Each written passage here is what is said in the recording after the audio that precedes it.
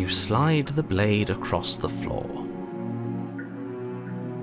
The princess... Thanks. She pulls up her hair, smiling slightly, as she raises the blade to her throat. What is she doing? She doesn't say another word as she cuts into her own neck.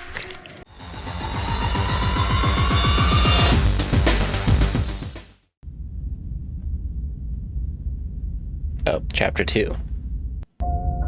You're on a path in the woods, and at the end of that path is a cabin. And in the basement of that cabin is a princess. You're here to slay her. If you don't, it will be the end of the world.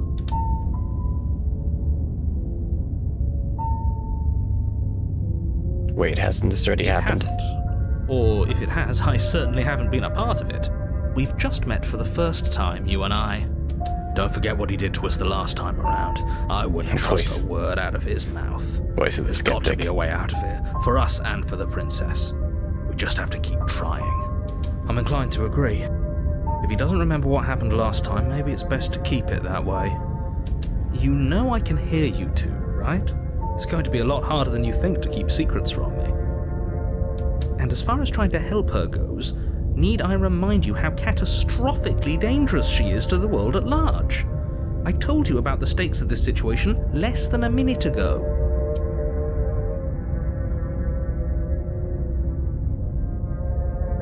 Let's just go to the cabin. A warning before you go any further. She will lie, she will cheat, and she will do everything in her power to stop you from slaying her. Don't believe a word she says. Yes, don't believe a word she says. Just go in, take the knife, and do what you're supposed to. Wink. Did you just say wink out loud? No, I didn't. Wink. Just ignore this clown and focus on the princess. Alright. So the first time we had a hero guiding us. This time we have a skeptic. The interior of the cabin is less a cozy woodland retreat and more like a dungeon. A few pathetic wisps of starlight attempt to illuminate the cold, uninviting stone walls, and thick, wrought iron bars barricade the windows, reminding anyone who enters that this is a prison. The only furniture of note is an iron table, bolted to the floor, a pristine blade perched on its edge. The blade is your implement. You'll need it if you want to do this right. Alright, give me the knife. Take the blade. You take the good idea. Much better to be armed than to... Yep. Alright, and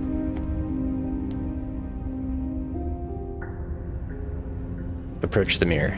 You walk up to the wall next to the basement door. It's a wall. There isn't much to see here. What are you talking about? This isn't a wall. It's a mirror. Or at least it'll be a mirror once we wipe off that layer of grime. Yeah, wipe the mirror clean. Reach forward and rub your hand against the cabin wall. I hope you know how ridiculous you look right now. But there was a mirror a second ago, and now it's gone. If he doesn't want us to know about it, it must be important. We should keep our eyes peeled. Maybe it'll be back. Alright. The door to the basement creaks open, revealing an old stone staircase. A few sputtering torches attempt to vaguely illuminate your path, dancing across glimmering patches of slimy moss on the stone steps.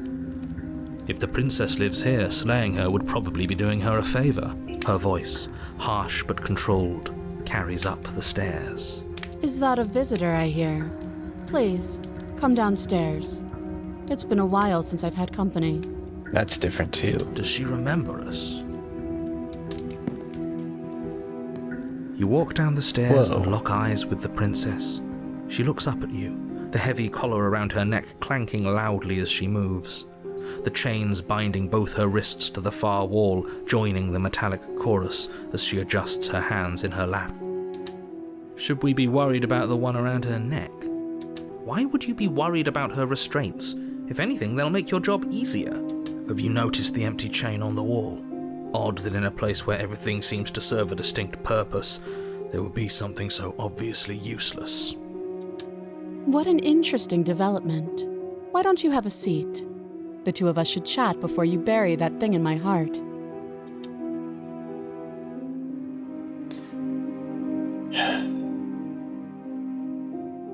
All right. You step I don't towards know why the I'm falling for princess, this again. but she stops you before you get too close, holding up one shackled hand. There's fine. I'd prefer we keep some distance until we've sorted this out. This princess seems different. That's reasonable. We do have a weapon. Might as well put her at ease. Sit where I was told to sit. You do as she asks and sit on the floor, still a good distance away from her. Thank you. Now, what are your intentions for me? Well, yeah, I've been...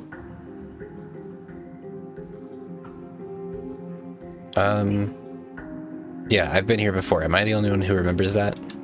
Oh, are we acknowledging that? I thought we weren't going to give away the game. But yeah, I remember. So she knows. First you make a comment about having been here before, and now this. As much as I would like to remain in denial, it's no use. This has complicated things. It's complicated things how, exactly? Ideally, this was supposed to be one and done. You go to the cabin, you heroically slay the princess, and in the process you save the entire world from being damned to oblivion. The situation right now, where you're getting a second shot at things, is a contingency. A contingency for what? For you failing, obviously. And you being here means that things are going to be a lot harder than they were. I really shouldn't say anything else, I'm just going to make it worse, just... No, I feel like we need all the information, narrator. If you knew this could happen, why didn't you tell us? All of this is incredibly valuable information. It would have changed our actions considerably. I needed you to be in the dark for as long as I could keep you there. It's important. Necessary, even. And maybe I wanted to be the first version of me that you met. I didn't want to be confronted by the alternative. That's pathetic. I never said I wasn't. I get it. It would be pretty upsetting, wouldn't it? To know that you might not be the first version of yourself. At least we can remember what happened before. Seems like we should count ourselves lucky for that. So it's kind of like we are still the same first version of ourselves, in a way. Exactly, he gets it. You're lucky, so don't waste that luck by messing it up again. All right? Moving on. Why is it important for us to be ignorant? How is it ever helpful to be in the dark? The more I say, the more your mind will swim into dangerous waters. Even saying that is too much. Your success hinges on you having imperfect information. For the sake of the entire world, you need to accept that. I won't. Fine, but you won't get another word from me on the matter. Yeah, sure. We'll see about that. Just give it a rest, this isn't helping. Focus. This is a serious situation. You shouldn't be daydreaming.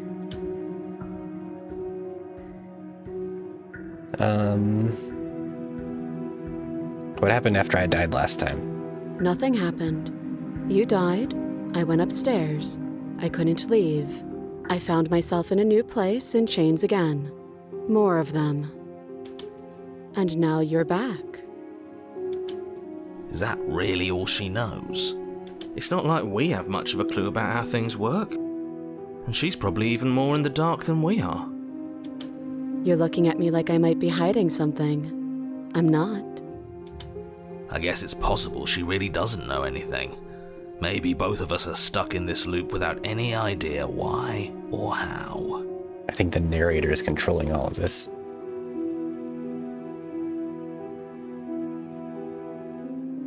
The other chain on the wall, who's it for?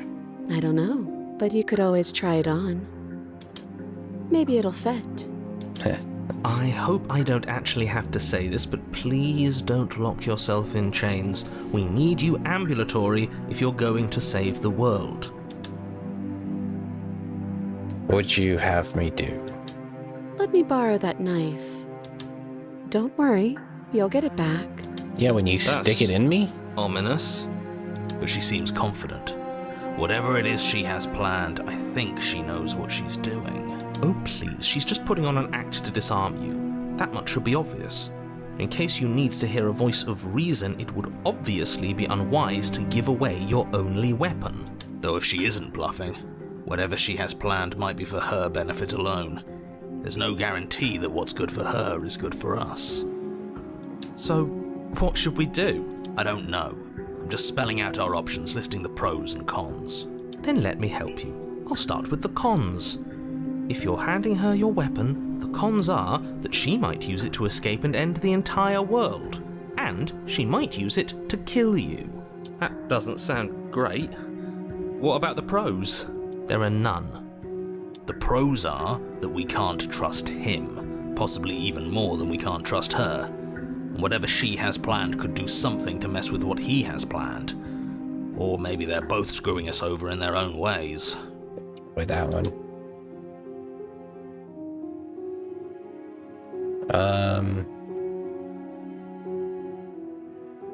Yeah, I'm not giving you a weapon. In case you've forgotten, you killed me with it last time.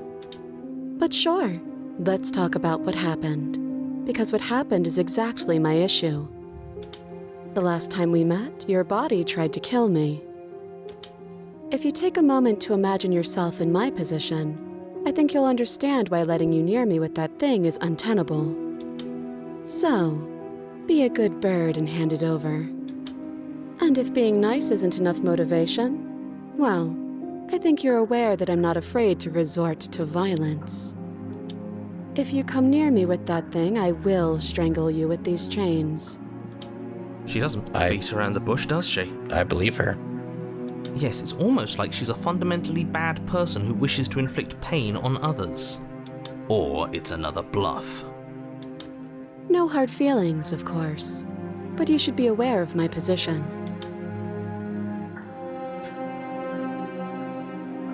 I kind of like this one.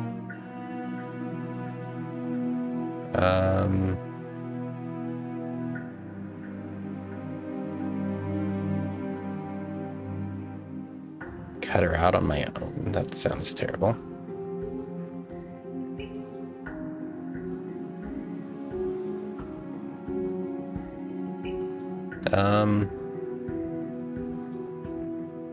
You realize that I have just as much reason to distrust you as you have to distrust me. I do. So I guess this all comes down to which of us caves first. And it's not going to be me. Well, I mean, what could you do anyway? I'm extremely patient. It's probably better if we take action anyway. No use trying to wait her out. That's playing to her strengths.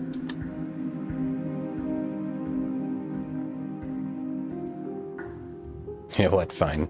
All right. Slide it over. Screw it. No, absolutely not. I am not letting you hand your only weapon over to the world-ending princess. Until you come up with any other idea, like, say, I don't know, doing your job and slaying her, you remain rigidly in place. You tried this last time. Do you want to know how it went for you? Oh, I remember. She killed us, which, by your estimation, ended the world, right? Oh, Rory tried to take over your body. Exactly. If I were you, I wouldn't be too keen on repeating your mistake. Hell, we could even force your hand and do it ourselves. I'm not afraid of dying again. Are you? A little? I think you got your point across. Fine. You slide the blade across the floor. The princess... Thanks. She pulls up her hair, smiling slightly, as she raises the blade to her throat. What is she doing? She doesn't say another word as she cuts into her own neck. No!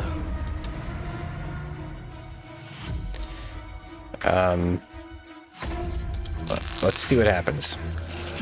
Her eyes stare forward, unblinking, as she saws through skin, veins, cartilage. At last she reaches bone, the blade grinding audibly against her vertebra as it continues to slice its way through her neck. I'll be damned. She's actually doing your job for you. Why would she do that? Huh. So that's her play. Killing herself? She isn't dead yet. Finally, you hear a snap. Her eye twitches. There's an uneasy silence.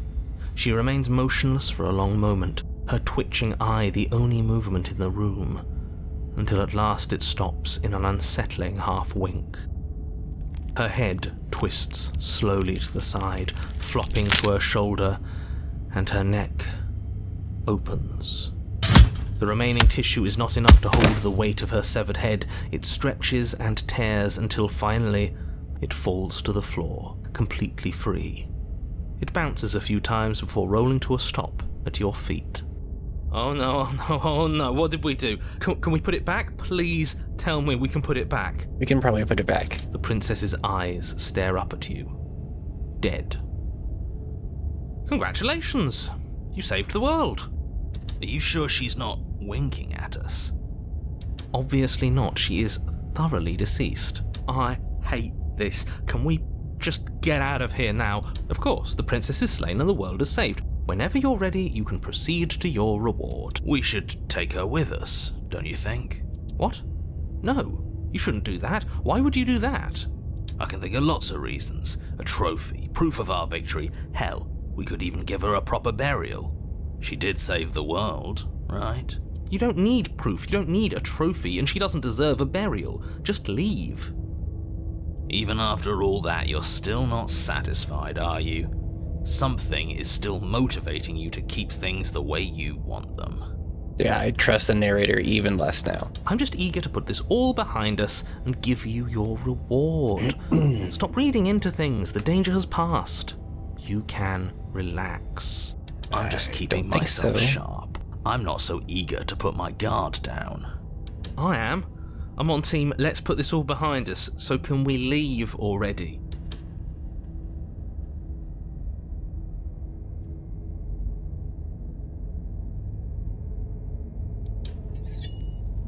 Ugh, fine. You pick up the princess's severed head, its neck stump still oozing bodily fluids. Then make your way back upstairs to the first floor of the cabin. Did you see that? I could have sworn she moved.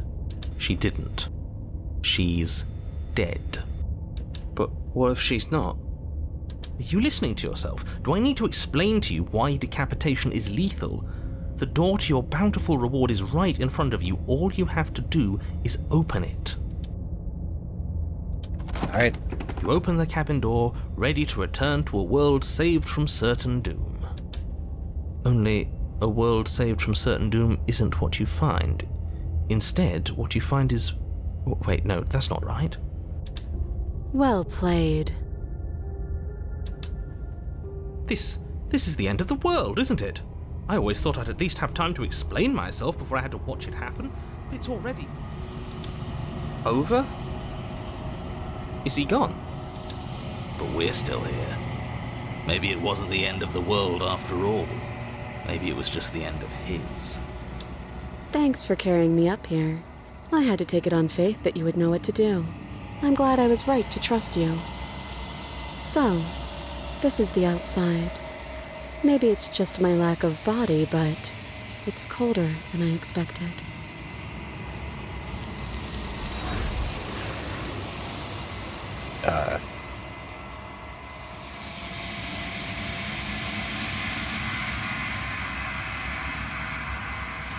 She's gone. Where did she go? Should we try and find her? And there's that mirror again. Why is it here? Why now?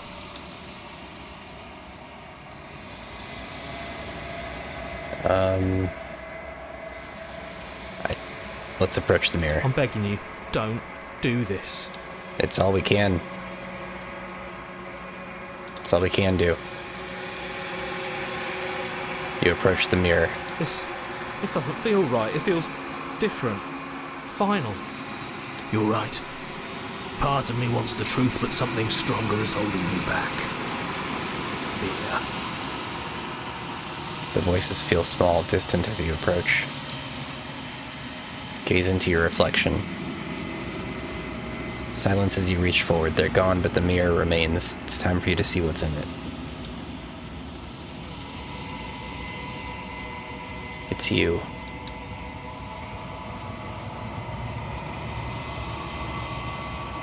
You are alone in a place that is empty. It is quiet here. Proceed to the cabin. You are at the cabin. Approach her. Something finds me in the long quiet and brings me the gift of a fragile vessel.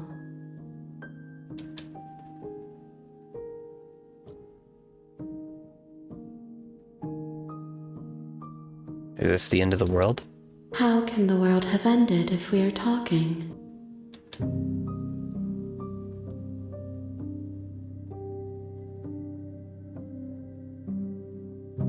Are you what sent me to slay the princess? Are you what trapped me here? I have only just now stirred to consciousness. I could not have trapped you here, and I too yearn to be free.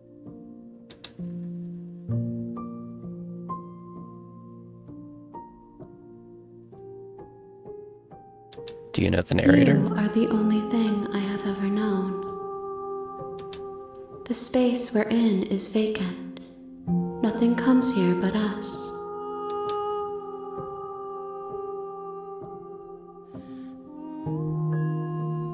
Are you the princess? She is part of me, and part of me is her. But were you always the princess, or are you just making her a part of yourself? You speak in circles. Does it matter where one thing begins and another ends?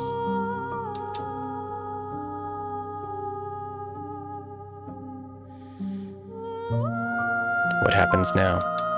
Nothing, as we are. But I know that there are worlds beyond us, and that we are meant to reach them. There is no exit, but this vessel is a creature of perception. She can make you forget, if only you believe her to be able to. Bring me more perspectives, so that I may be whole, and perhaps then we will know our freedom.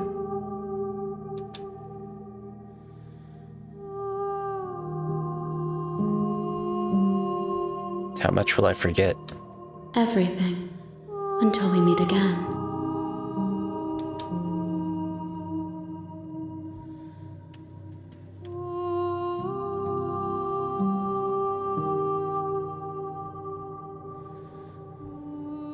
I think this is a good one. I was sent to slay the princess to stop her from destroying the world. If I help you, is that what you're going to do? You ask of things that cannot be done. To destroy is merely to reshape, to remold. It sounds like she's going to destroy the world. Yeah, you're being semantic. How can I know? I am flickers in something sprawling and unilluminated.